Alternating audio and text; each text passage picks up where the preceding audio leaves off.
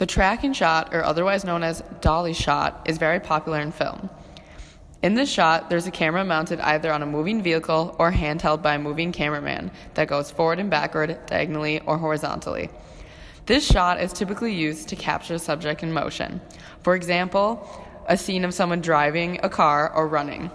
The purpose for the shot is to capture the whole scene in motion seamlessly. This is used in many films and especially action movies.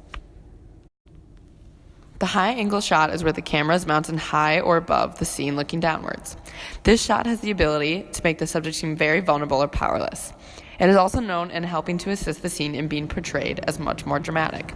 Therefore, this angle tends to be used in the more dramatic scenes of a TV show or a movie. The extreme close-up shot is used to showcase only a specific or certain detail of a subject. They are often focused on a certain part of a person, such as their hands, eyes, ears, etc. Sometimes even an object or an animal. Usually the scene is complemented with some type of dialogue. A scene using this technique is very intense or deep. Besides shots, there are also cuts, which are equally as important. A cut is the switch from one shot to another. More specifically, the fade-out cut is when it goes from an image on the screen and fades into darkness. This is often used to end a scene and also used to produce dramatic effect. The point of view shot is frequently used in film to show the perspective of the subject, often the main character of the story. This gives the illusion of experiencing the action alongside the character and adds to the film's effectiveness in conveying emotion and action by heightening this through the first-person experience. Using the camera lens as the subject's eyes, a stronger connection is made with the audience, displaying more intimate and intense scenes or simply day-to-day activities. The low-angle shot, as it sounds, is taken from a low angle on the vertical axis to make the subject of the shot look larger. This technique is often employed to create a sense of dominance or superiority. Because the shot is taken below eye level, there is an overall sense of looming power and strength. This is applied to both human subjects and objects. The Dutch angle, otherwise known as the Dutch tilt, is a technique used to draw upon a sense of uneasiness and eeriness. This is because the angles of the shot do not properly line up.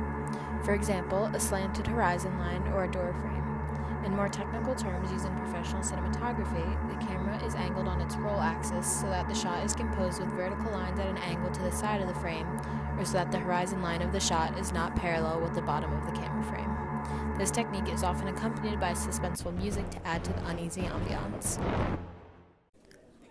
The fade-in cut, also known as the dissolve, is an element added in during post-production.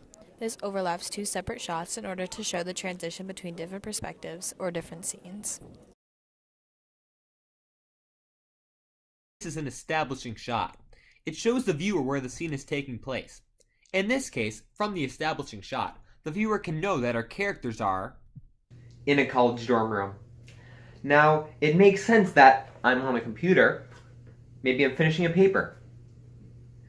Because the audience knows that I live in a college dorm. This right here is an example of a fourth wall break. I'm talking to the camera, and that includes the audience. And lucky you, now you're going to be able to see a conversation I had a week ago. This conversation is an example of a shot reverse shot. It allows two actors to play their parts in a conversation separately, or in this case, one actor playing both characters. Hey, Richarda, how was your day? My day was really good, Richard. How about you? My day? It was kind of depressing. You see, I couldn't remember which dorm room I lived in. This is an example of a cutaway shot. Notice how this is a different scene from the main scene. I went from room to room, not knowing which one was mine.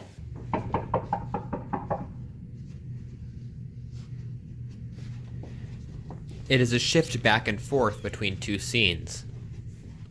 Finally, though, I found my room.